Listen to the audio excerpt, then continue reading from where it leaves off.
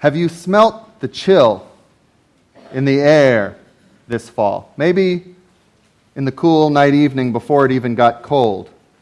It's that sort of crisp sharpness that, along with the smell of fallen leaves, is more striking to me than any color change. And in spring, you can also smell the newness, the refreshed life emerging from the cold earth and the winter chill. Fall and spring are two of my favorite seasons. Fall just a touch more because I'm a student of poetry with an attachment to the melancholy and pathos of endings. But both are pretty good. They're transitional seasons, moving from warmth to cold, or cold to warmth. And like transitions in our lives, even if not always easily or enjoyably navigated, they do tend to highlight what has been and what will be. They make us perk up, take notice, and appreciate or mourn. Our high feast of the fall season, All Hallows Eve, All Saints, and All Souls, carries with it a sense of the boundaries that are actually thin between life and death, change and constancy.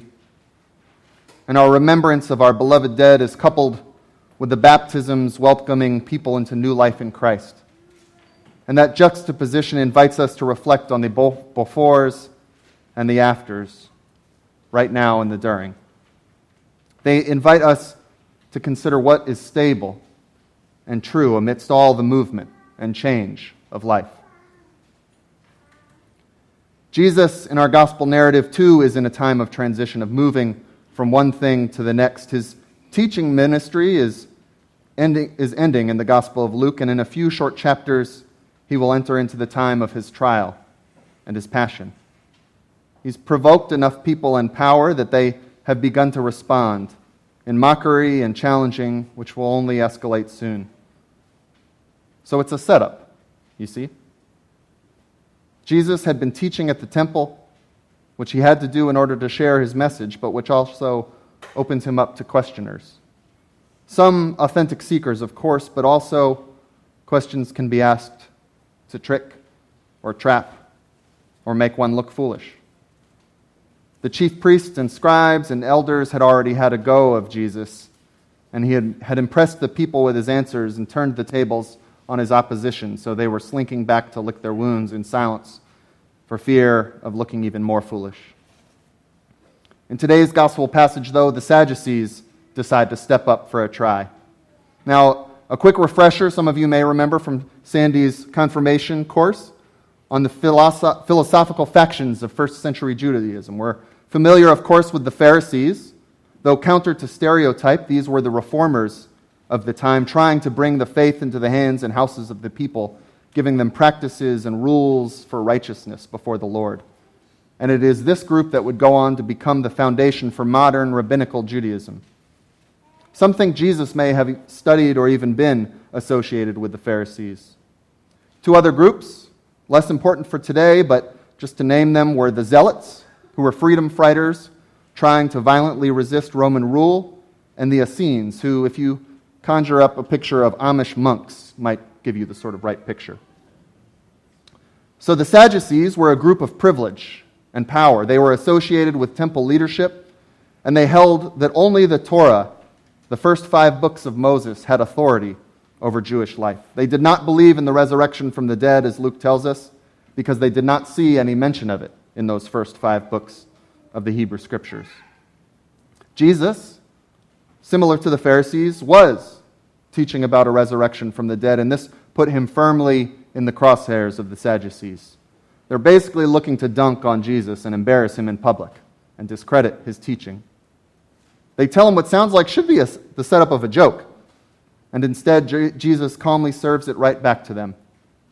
He essentially says that resurrected life will be different in some way, that there will no longer be a need to marry or be given in marriage, any more than angels in heaven marry. More importantly for us, he notes that the Torah does, in fact, speak to the dead being raised. He cites the story of God speaking to Moses from the burning bush, and God identifies himself as the God of Abraham, the God of Isaac, the God of Jacob, His point is that if God is still their God, then death is not just void or vacuum, but that even death is under the faithful domain of God's promises of relationship and love.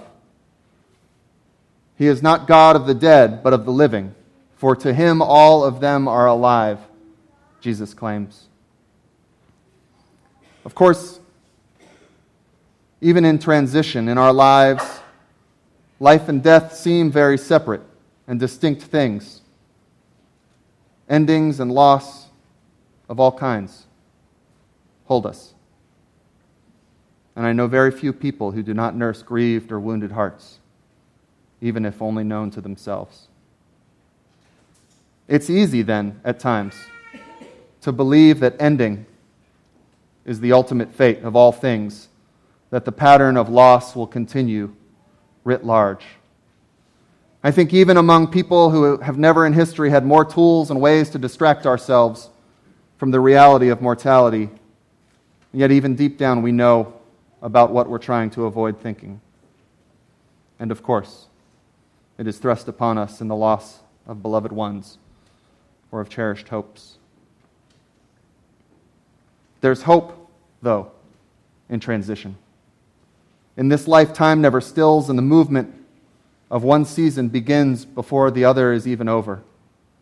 We've turned today in our collect prayers towards Advent, even though the liturgical season of Advent, the new church year, is a few more weeks away. We begin to pray with Advent words, holding up what Christ has done in his first coming and looking to the completion of his work in the coming again.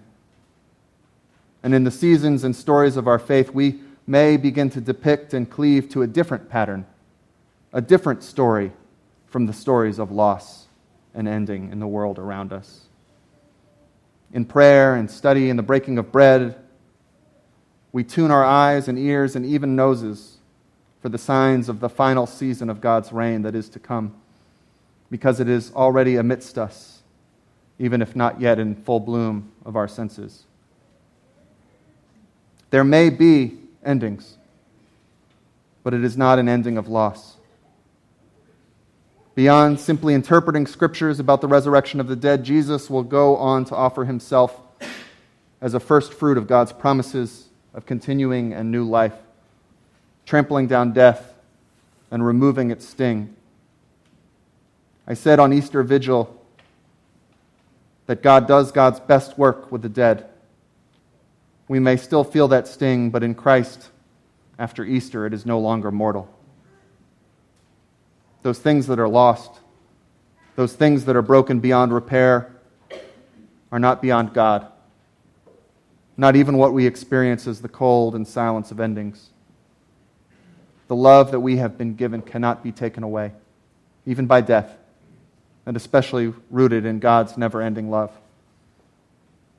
It means that if we see ending, it is simply our sight that is limited.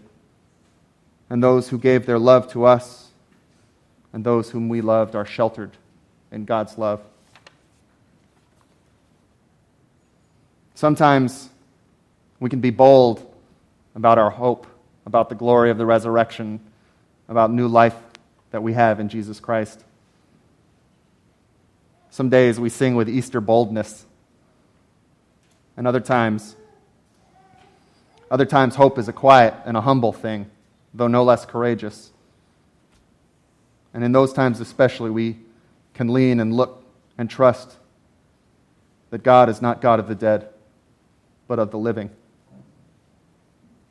As we prepare again to practice looking for the advent of the Lord this season, may our eyes of faith help us see farther to the place in God's heart and home where we know in fullness nothing that we have been given is lost to God, and all that may be broken will be restored.